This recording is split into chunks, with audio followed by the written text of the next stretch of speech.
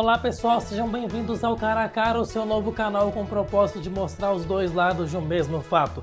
Como este é o nosso primeiro programa, para vocês se familiarizarem com o nosso formato, vamos para uma breve explicação. No canto superior direito aparecerá momentaneamente o tema da semana, para relembrá-los.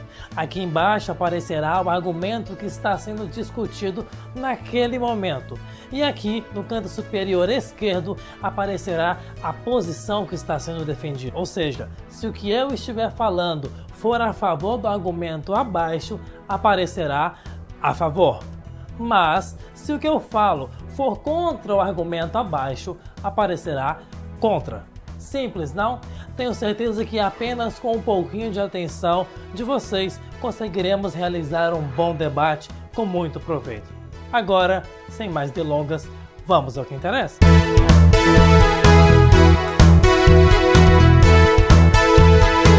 A pena de morte é a sentença de morte ou a prática de execução transmitida como punição por uma ofensa criminal. Ela só pode ser usada por um Estado depois de um julgamento legal e adequado.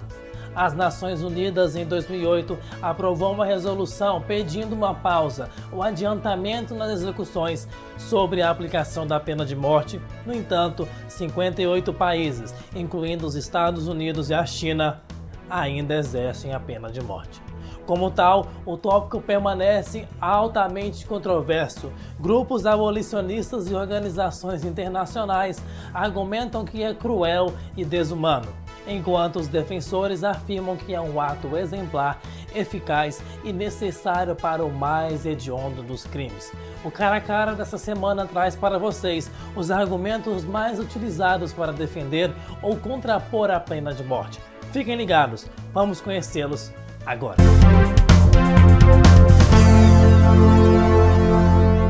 A pena de morte pode ajudar a fornecer a tranquilidade para a família e amigos da vítima, que não terão mais de temer o retorno daquele criminoso na sociedade. Eles não terão que se preocupar com a liberdade condicional ou a chance de escapar e, portanto, será capaz de atingir um maior grau de segurança. Muitas famílias das vítimas se opõem à pena de morte. Embora alguns possam ter conforto em saber que o culpado foi executado, outros podem preferir saber que a pessoa está sofrendo na prisão, ou pode não se sentir confortável sabendo que o Estado matou outro ser, em nome da vítima humana.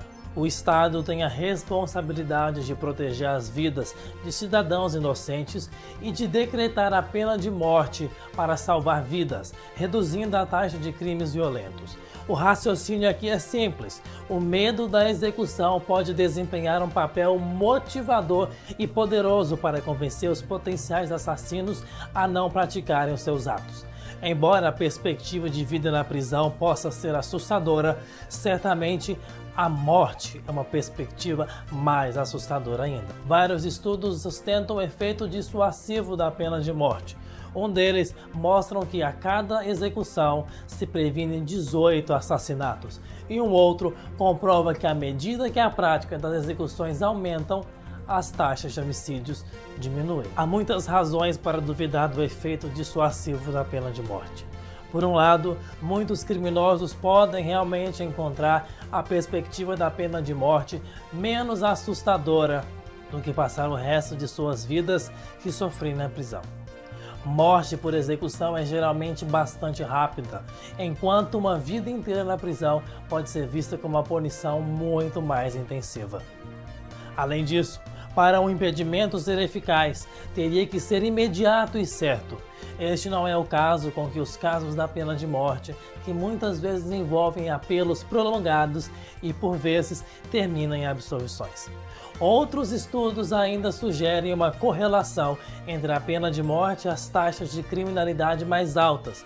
Estados como Texas e Oklahoma, dos Estados Unidos, que têm altas taxas de execução pela pena de morte, também têm as taxas de criminalidade mais altas do que a maioria dos estados que não possuem a pena de morte. A pena de morte é a única maneira de garantir que os criminosos não escapem de volta à sociedade ou cometam outros crimes dentro da própria prisão.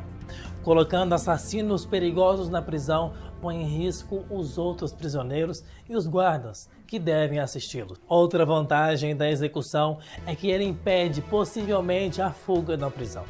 Mesmo os maiores centros de detenção de segurança do mundo podem ter fugitivos. Assim, a única maneira de ter certeza absoluta de que o assassino condenado já não pode ferir os outros é executá-lo. Escapar da prisão. Apesar de ser sensacionalista pela mídia, são ocorrências relativamente raras. Em 1998, de acordo com o Escritório de Estatísticas da Justiça Americana, 6.530 pessoas escaparam das prisões estaduais, dado uma população carcerária total de 1.100.224. Esse número representa pouco mais de 0,5% do total da população prisional. Além de tudo isso, não é impossível que as pessoas cometam mais crimes enquanto aguardam no corredor da morte. Os condenados à morte podem ser ainda mais ansiosos para escapar antes de sua execução do que aqueles que aguardam a vida na prisão. Por isso, não é verdade que a execução necessariamente impediria novos crimes. Os piores crimes merecem as sanções mais severas. Assassinato em primeiro grau envolve a matança intencional de outro ser humano. Há crimes que são mais profundos, mas não há nenhum que seja mais mortal. Tal crime hediondo só pode ser punido da forma mais justa e equitativa, como a pena de morte. O pior crime possível não merece menos do que a pior punição possível. A vida humana é sagrada. E a pena de morte simboliza o valor e a importância colocada sobre a manutenção da santidade da vida humana. Qualquer sentença menor seria um fracasso nesse dever. Não há justiça ou consistência em uma atitude olho por olho para a justiça. Justiça deve permanecer acima da justiça retributiva, mesquinha, que marca guerra de gangues, por exemplo, em que o assassinato de um membro da família justifica o ataque de vingança contra a família do assassino.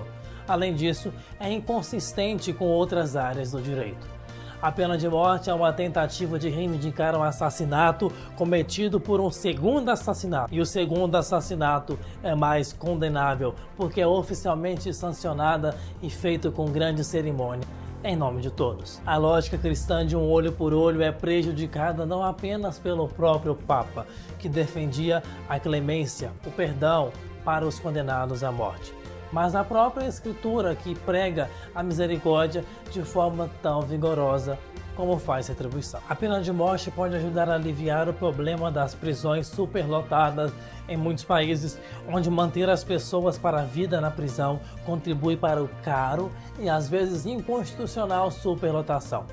Em 2011, a prisão da Califórnia superlotada era tão problemática que um painel tribunal distrital ordenou autoridades para liberar ou transferir mais de 33 mil detentos. Esta decisão foi sustentada pelo Supremo Tribunal Federal dos Estados Unidos da América, que argumentou que as condições nas prisões superlotadas são tão avassaladoras que contribuem punição cruel e incomum.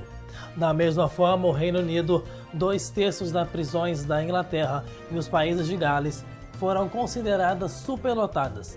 Assim, a pena de morte pode ser preferível à prisão perpétua, uma vez que ajuda a aliviar um problema urgente no sistema de justiça criminal. É melhor para executar aqueles que o merecem do que ser forçado a liberar os infratores perigosos para a sociedade, porque as prisões estão superlotadas por pessoas que cumprem penas. Execuções são raras o suficiente para que elas tenham um impacto significativo na população carcerária, que em grande parte é composta por pessoas que não seriam elegíveis para a pena de morte. Ou seja, pessoas que cometeram crimes que não se enquadram nos pré-requisitos para a pena de morte. As soluções mais humanas para evitar prisões superlotadas, pode acreditar, não é a pena de morte, e sim aumentar as necessidades de serviços à comunidade, construir mais prisões ou direcionar programas mais amplos de redução da criminalidade. Justiça é sobre a proporcionalidade da punição para o crime e não de prisioneiros para prisões.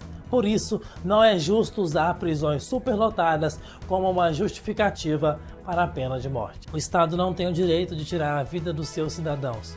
Ao executar os condenados, o governo estaria efetivamente dando apologia ao crime e desvalorizando a vida humana no processo. Tais atos violam o direito à vida, conforme presente na Declaração Universal dos Direitos Humanos.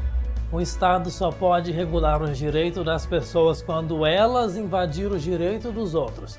Ao sentenciar pessoas à prisão, por exemplo, o Estado tira o direito de circulação. Não é verdade? O direito à vida não deve ser diferente. Quando você cometer certos crimes hediondos, você vai abrir mão do seu direito à vida. Isso não desvaloriza a vida, mas afirma o valor da vida inocente feita pelo criminoso. Alguns crimes são tão hediondos que a única frase proporcional a eles é a execução. A pena de morte impõe um custo muito elevado para os contribuintes, o que supera em muitos custos de penas alternativas, como a vida na prisão. Uma única execução pode custar $1 milhão, como resultado da seleção intensiva do júri, os julgamentos e o longo processo de apelação que são obrigados por cada caso de pena capital. O custo do corredor da morte apresenta um encargo financeiro adicional associado com a pena de morte. No Kansas, por exemplo, um estado americano, há uma economia estimada em $500 mil para cada caso em que a pena de morte não é procurada. Na Califórnia, o corredor da morte custa aos contribuintes $114 milhões por ano. Esse dinheiro poderia ser gasto em medidas que são de maior benefício para o sistema de justiça criminal, como policiamento, educação, saúde, entre outras medidas. Justiça é impagável. Mesmo que a pena de morte seja mais cara do que outras punições, isso não é razão suficiente para proibi-la. Punições justas e proporcionais devem ser executadas independentes de considerações financeiras. Além disso, existem maneiras de tornar a pena de morte mais barata do que é hoje, encurtando o processo de apelação ou alterar os métodos de execução poderia reduzir seus custos. Há um número alarmante de condenações injustas associadas com a pena de morte. Até agora, mais de 130 pessoas que tinham sido sentenciadas à morte foram exoneradas. Em muitos casos, ao contrário daqueles que foram condenados à prisão perpétua, é impossível compensar prisioneiros executados que deveriam ser posteriormente inocentados. O Estado não deve jogar com a vida das pessoas. A possibilidade de execução indevida por si só deveria ser suficiente para provar que a pena de morte não é justificável. Condenações injustas são particularmente raras nos casos em que a pena de morte é condenada. Os procedimentos morosos e completos associados com os casos de pena de morte oferecem proteção suficiente contra condenações injustas. Se houver qualquer dúvida razoável que uma pessoa não é culpada, eles não vão receber a sentença. Finalmente, mesmo em casos onde há uma condenação injusta, não é, geralmente, um longo processo de apelação para que façam seu caso. Como resultado, poucas pessoas inocentes recebem a pena de morte, bem como a legalidade de pena de morte não aumenta condenações injustas ou prejudiciais. Bom, pessoal, nós chegamos ao fim deste debate emocionante. Nós podemos perceber que ao longo de todas essas discussões, vários temas, vários argumentos foram utilizados para defender ou não a pena de morte.